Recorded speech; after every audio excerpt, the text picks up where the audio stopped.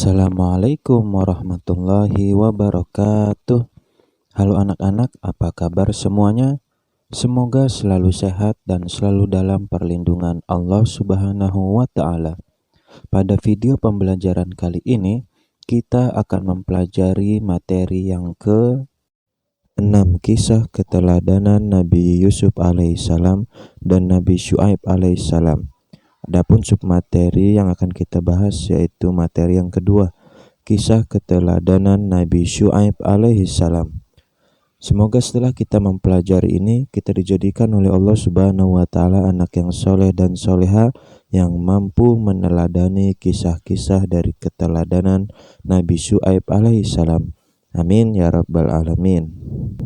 Tapi sebelum kita melanjutkan video, jangan lupa bagi kalian yang belum subscribe channel YouTube ini, klik tombol subscribe di bawah video yang berwarna merah agar channel YouTube ini selalu terus berkembang.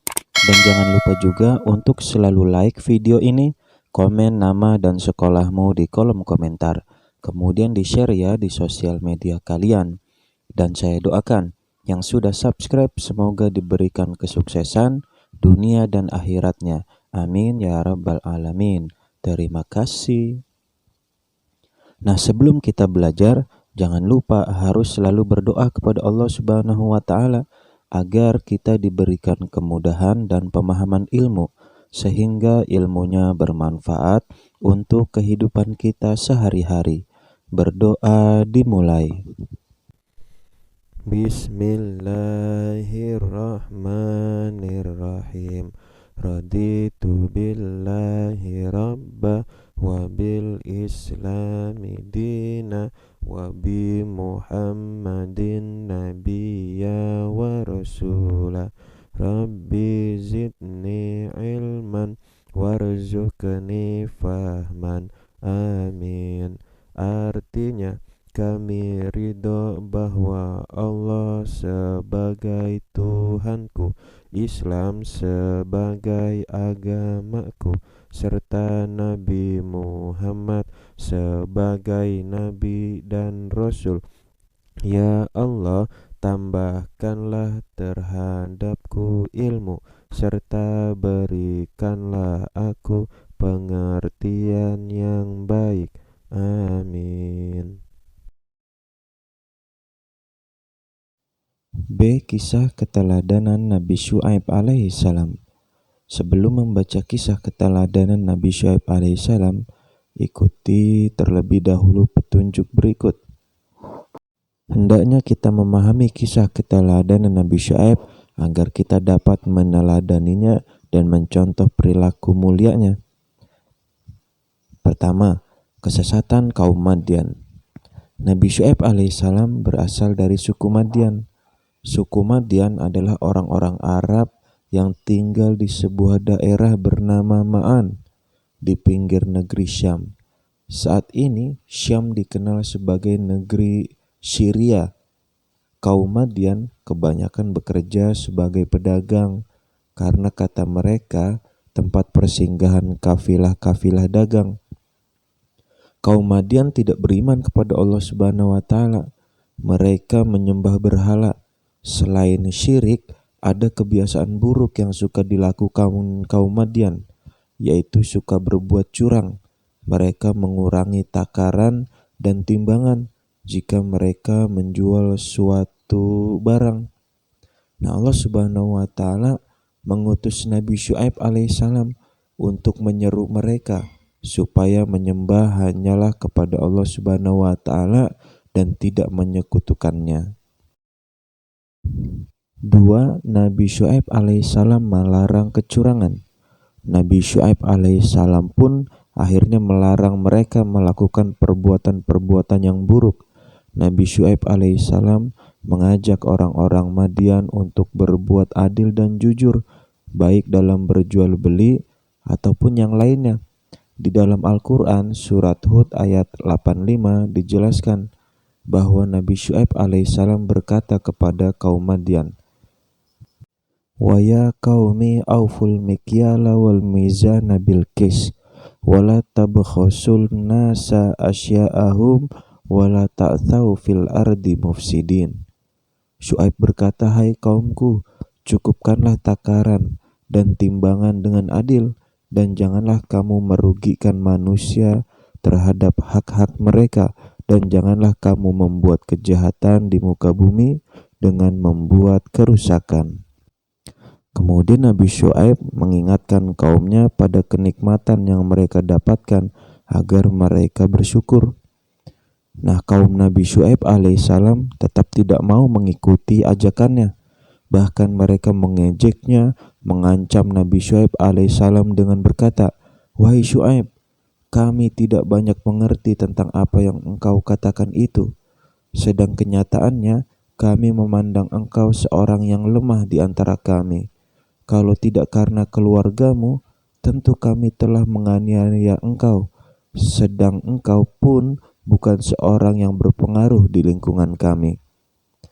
Maka Syuaib berkata, dan wahai kaumku, berbuatlah menurut kemampuanmu, sesungguhnya aku pun berbuat pula. Kelak kamu akan mengetahui siapa yang akan ditimpa azab yang menghinakan dan siapa yang berdusta. Dan tunggulah, sesungguhnya aku bersamamu adalah orang yang menunggu. 3. Kebinasaan kaum Madyan. Kaum Madyan benar-benar ingkar kepada Nabi Syuaib alaihissalam.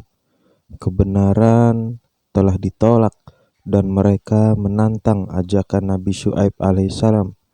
Sedangkan Nabi Syuaib alaihissalam telah bersabar. Nabi Syuaib merasa khawatir terhadap kaumnya akan ada azab yang menimpa mereka. Maka Allah Subhanahu wa Ta'ala membinasakan kaum Madyan. Mereka disambar petir yang sangat keras, disertai dengan gempa yang sangat kuat, sehingga mati bergelimpangan. Maka kaum Madyan dibinasakan dan dijauhkan dari rahmat Allah Subhanahu wa Ta'ala karena telah menolak untuk beriman kepada Allah Subhanahu wa Ta'ala. Sikapku, setelah aku mempelajari kisah Nabi Syuaib alaihissalam, aku harus mengajak teman-temanku untuk melakukan kebaikan dan tidak merugikan orang lain. Karena merugikan orang lain menyebabkan pelakunya akan mendapatkan dosa, sehingga sedikit rahmat dari Allah Subhanahu wa Ta'ala.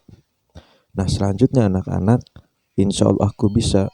Maka persiapkan olehmu buku tulis untuk menjawab pertanyaan di bawah ini. Berilah tanda checklist pada kolom yang tepat. Pertama, aku suka berbuat curang.